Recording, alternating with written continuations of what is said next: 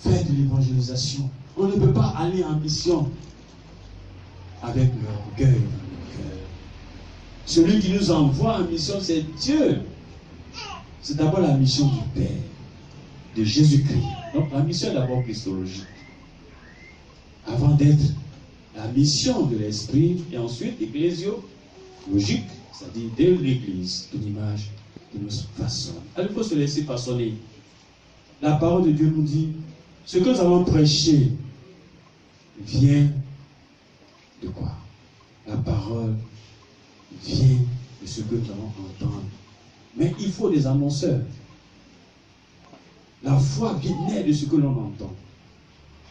La foi naît de ce que l'on entend. Alors, il faut se laisser d'abord pétrir par cette parole-là.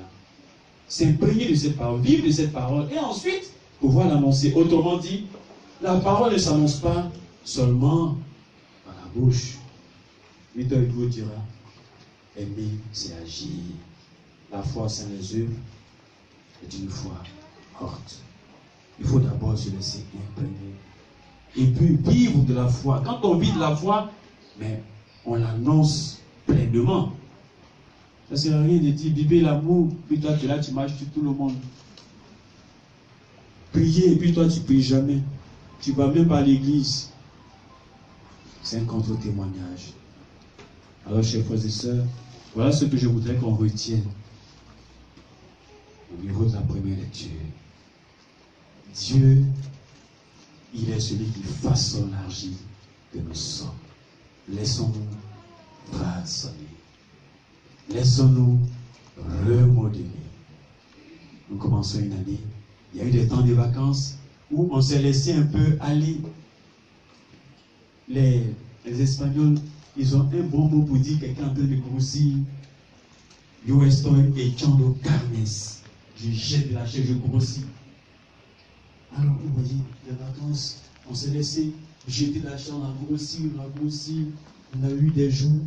Maintenant qu'on reprend, il faut se laisser remodeler par Jésus. Amen. Amen. Voilà la première des choses que je voudrais qu'on retienne. La deuxième chose, c'est la deuxième lecture.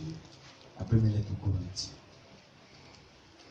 Saint Paul dit, ben, c'est Jésus-Christ qui mène la mission. Sans Jésus-Christ, c'est lui qui raffermit dans la mission. Et vous, Corinthiens, vous faites bien de témoigner de lui.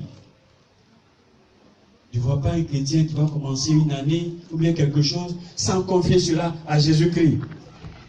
Sans moi, dit Jésus, vous ne pouvez rien faire. Il faut aller toujours avec Jésus-Christ. Apocalypse dira, il est l'alpha. Il est au commencement de toutes choses. Il est aussi à la fin. Nous commençons l'année donc avec Jésus-Christ.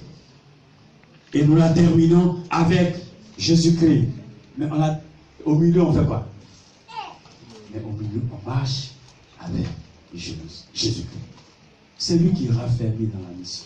Alors, frère Miri, ayez Jésus-Christ toujours comme compagnon. Quand vous serez seul, là où vous êtes, ne dites pas, je suis seul, mes compagnons sont quelque part, moi je suis seul ici. Mais non, vous n'êtes pas seul. Vous n'êtes pas seul. Vous êtes avec Jésus-Christ. Alors donc, au milieu des deux bouts, Alpha et Oméga, il y a encore Jésus-Christ. C'est avec lui que nous allons traverser toute cette année pastorale. Et le thème que le cardinal nous a donné est un thème, mais vraiment merveilleux. Avec l'Esprit Saint, vivons de partage et de soin.